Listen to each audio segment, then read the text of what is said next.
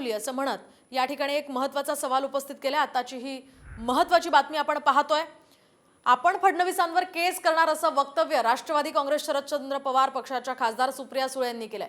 निवडणूक संपण्याची वाट पाहतेय त्यानंतर केस करणार असल्याचाही इशारा सुप्रिया सुळेंनी दिलाय।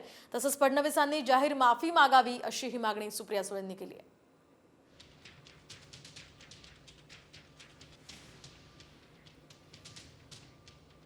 आपण पाहतोय सुप्रिया सुळेंनी आता हे मोठं विधान केलेलं आहे। नेमकं काय म्हणालात सुप्रिया सुळे आपण पाहूया।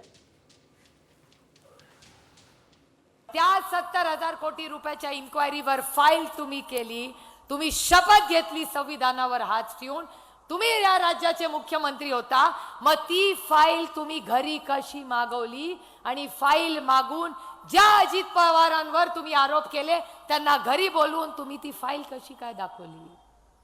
मला याचं उत्तर पाहिजे। फक्त मला नाही, महाराष्ट्राच्या मायबाप जनतेला उत्तर पाहिजे याचं।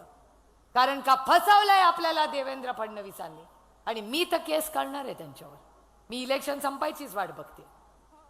मी केस एवढ्यासाठीच करणार आहे की खरं बोला, कधीतरी खरं बोला हो, खोटं बोला आणि रेटून बोला। या मायबाप जनतेची फसवणूक केली आहे, घोटाळा झाला का नाही याचं मला प्रश्नाचं उत्तर नकोय नुसतं, मला ह्याचं उत्तर पाहिजे की या राज्याच्या मुख्यमंत्र्यांनी फाईल दाखवलीच कशी।